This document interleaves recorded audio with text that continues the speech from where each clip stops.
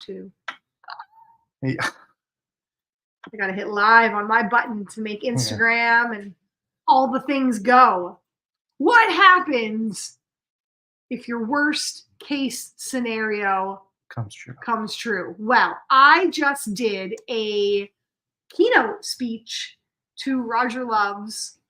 Did you know I was doing that? I did. They did. To That's why I was like, why are you looking at me? Like, because Roger Love's, making sure you're paying attention. Yes, I'm paying attention. Are you? No, I'm kidding. I would never snap at you. Maybe. I just did a keynote for Roger Love's community, which was amazing. We had like 50 people on. I went 2 hours. I was supposed to go an hour and a half, but they had so many questions. It was amazing to keep people for that long. I was trying a new setup. So normally I was sitting when I was just kind of having this conversational teaching with people. But for this one, because it's Roger Love, he's the #1 voice coach in the world.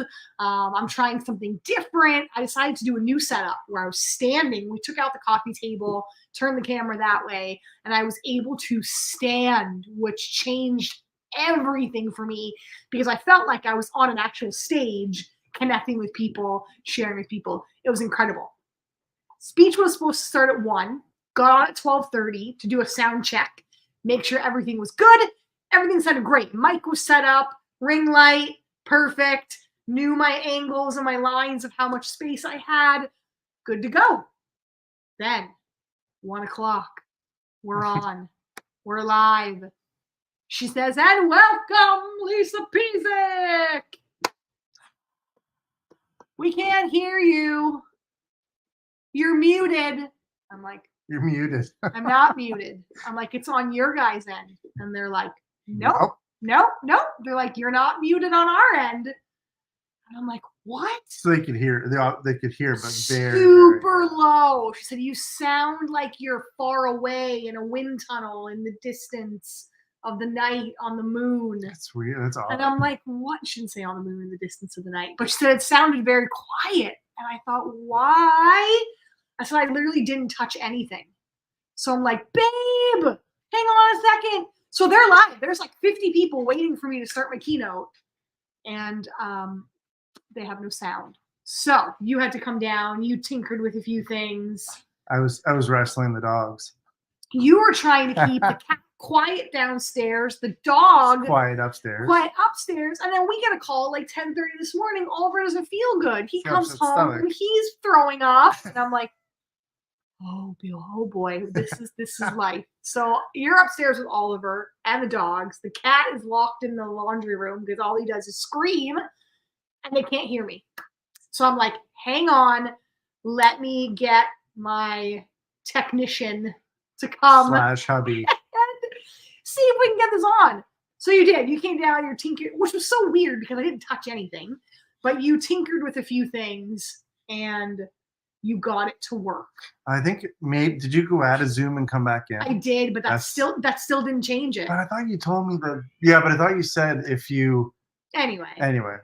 You got it to work. Yes. So I was so worried. This community doesn't know me. They don't know the caliber of speaker that I am. They don't know who I am. They don't know anything. And this is the first impression that I'm making in this like beloved community who I greatly respect. I was so worried that they were all going to leave. And I was, because it was a good probably 10 minutes. Yeah, by the time I came down and then, probably not. So on the fly, I edited. I always start with story. It's always how I start my keynotes. But I was like, look, guys, the worst fear that we have in our brain that we think is going to end us and we're never going to survive, it just happened. And here I am standing, going with the flow, able to tell you that you will be okay. And then I launched right into my story and off we went. And they stayed for 2 hours. They're only 60 minutes. They stayed for 2 hours on this thing, asking me question after question. Like, it was absolutely incredible. And I think that piece of humanity, it's never about the mistake or it's never about the blip. It's about how you handle it and how you handle people Mhm. that make the world a difference. That is your brand emotion. That is what people remember. That is what makes you human. Yeah. So if I would have gone on and I would have started blaming, I don't know who I would blame, but if I would have started blaming, oh, my husband, he set this up, and what you guys, what do you mean? We did a check. It's on, no, it's on your end. It's your on fault. your end. It's your fault. If I would have started blaming, That what would've- kind of yeah. emotion would that have shown? Negativity. Right? If I would have said, oh, great, well, now my whole keynote's, ruined, Messed up. right? Or if I would have been flustered and I would have taken that on the audience, that wouldn't have been very good, right? We have to control what we can control, and that is our feelings and our reactions to things.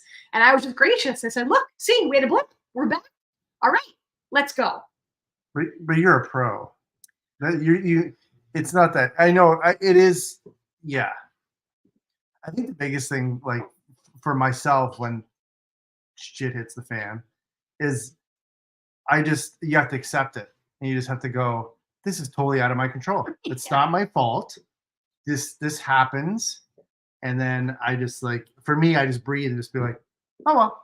Well, I Okay, joked. let's deal with it. I joked and I said a piece of my keynote was that you have to ask for help, right? It's not a how, but a who. So you start going, well, who can help me with this? Yeah. And I said, what you guys didn't see was I took myself off camera and muted myself, and I went, babe, can you help me? And you came down, and then Amy was like, what if you don't have a babe? And I said, well, if you weren't home for some reason, I would have gone back to my old setup. I would have gone out of the Zoom. I would have come back.